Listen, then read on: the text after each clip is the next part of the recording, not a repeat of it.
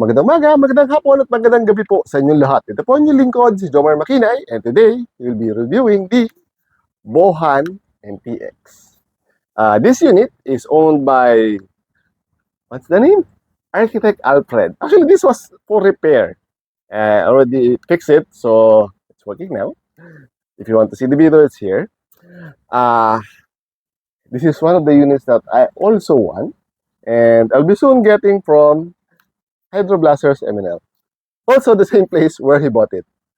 And again, since it's a affiliate store, uh, there's a priority level when it comes to repair. So please check it.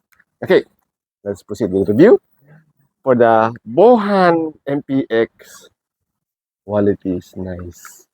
Nice. As in, it's tough nylon with some metal parts, especially this is important. This is the folding stock. Fold, please fold. Yeah, folding stock. Nylon. Metal fake suppressor. Here, you can feel the barrel. Barrel actually up to here, so around 200 millimeters. So the inner barrel is quite long. It also comes with a free rubber hop up.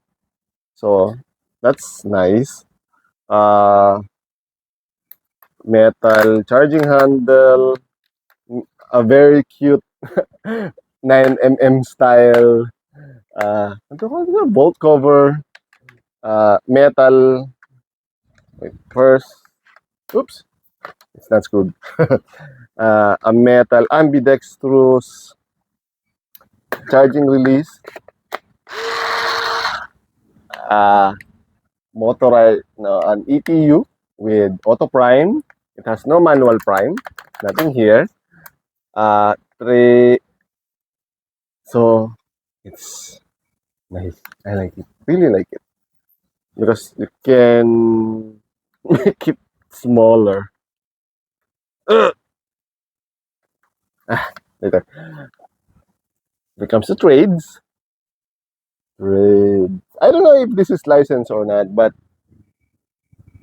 damn, it looks nice. See, trades. Trades. Trades. See, MPX. Multi-caliber. uh,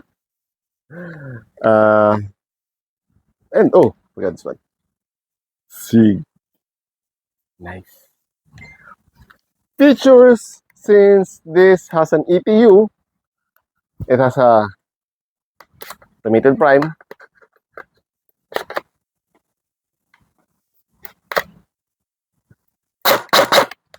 Why it's not? One of the problem with the magazine, no, the magazine is this unit is that since this is a little bit slanted when it comes to inserting this one, sometimes it doesn't it doesn't make good contact with the prime spring, so you might need to reinsert. Oh, this is also the set that comes with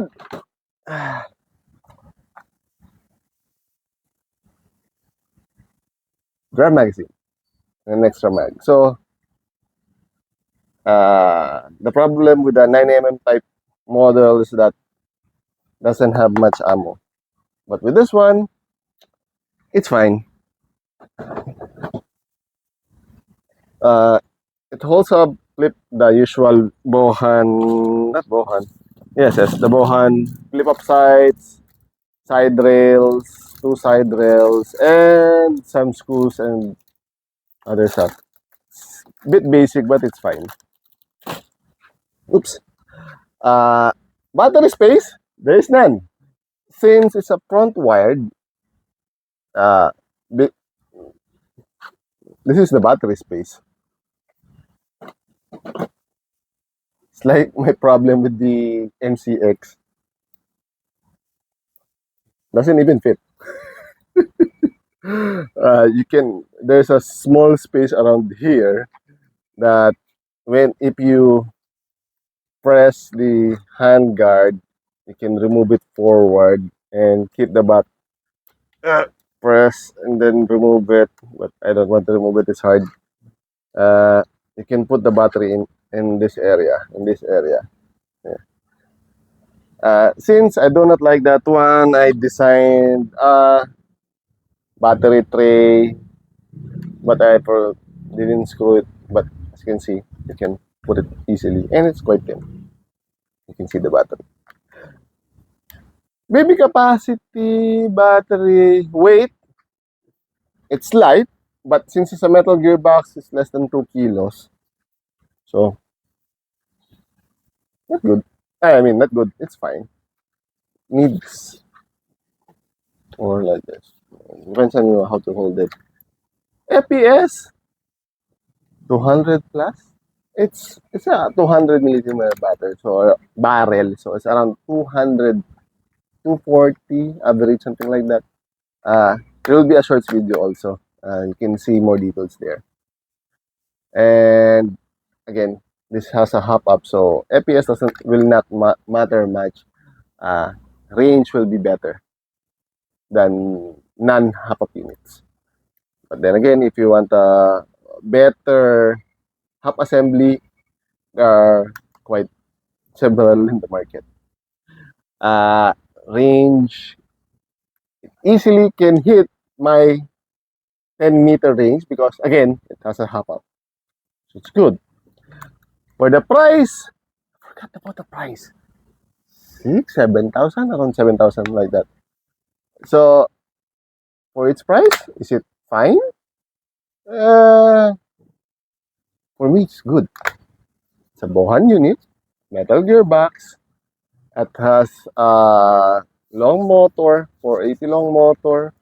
Looks nice. And it comes with a drum mag. So you'll be able to use it in a game immediately without requiring another extra magazine.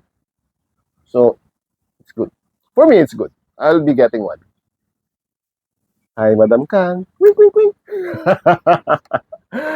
If you have any questions, suggestions, violent reactions, just put it down in the comment section down below and I'll answer it as soon as possible. Hanggang sa muli. Paalam! Ching!